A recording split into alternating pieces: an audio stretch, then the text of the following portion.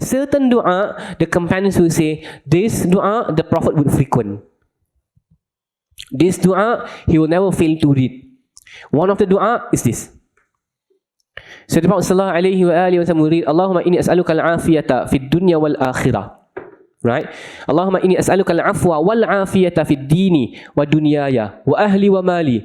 Allahumma astur awrati wa amin rawati. Allahumma ihfazni min bayni yadayya wa min khalfi wa an yamini wa an shimali wa min fawqi. Wa a'udzu bi'azamatika min an aghtala min tahti. So Ibn Umar said, the Messenger of Allah subhanahu wa ta'ala will read this particular dua, which means, Oh Allah, I ask you for well-being in this world and the next. Oh Allah, I ask you for forgiveness and well-being in my deen and in this world.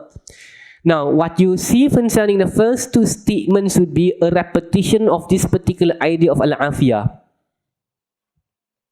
Allahumma inni as'aluka al-afiyah fi dunya wal akhirah. And then he says again, Allahumma inni as'aluka al-afwa wal afiyah. Again. So if something is mentioned more than one times, also in theory it is important. Now as for the word al-afwa, afwa means free from sin. Tadi kita sebut. Al-afwa means free from sin. Al-afiyah means free from harm. While afwa concerns spiritual matters, al-afiyah concerns worldly matters. So this dua is to encompass anything that concerns worldly dangers and threats. Physical threats, illnesses, viruses, and so on and so forth will fall under this particular category. Now, and then it says, Fi dini wa dunyaya wa ahli wa mali. Ya Allah, I ask you for well-being in this world and the next. Oh Allah, I ask you for forgiveness and well-being in my deen, in this world, and in my family, and in my property. And he continues to say, Allahumma astur awrati wa amin rawati. Oh Allah, veil my faults and calm my fears. We've talked about this before. And that is why when we talk about al-afwa speaks about the idea of like closing faults, as we have mentioned before. And then it says, calm my fears.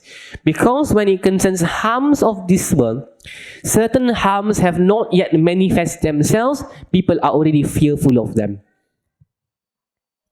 Right? And kita rasa benda ni today as well. It's continuing to increase the danger of whatever that we are experiencing. Right? And these are fears. So the concern will be one, the health issue itself. The second issue would be, tak kena lagi, but you already fear the situation. Kita dengar orang kena, kita takut. Kita dengar how bad these things are happening, kita takut. So we are also asking Allah subhanahu wa ta'ala, wa amin rawati. Ya Allah, the fears that I have, calm me. Because at times, even in the worry that we have, the worry by itself can stun human activity.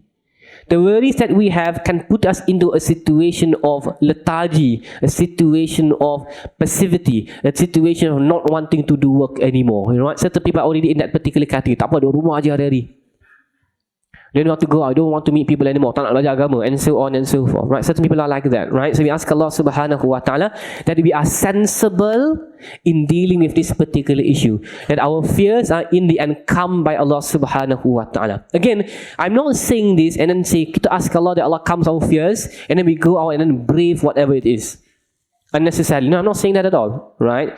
We act proportionately to the situation. We act based on whatever that we understand is happening on the ground and continue to rely upon Allah subhanahu wa ta'ala as well.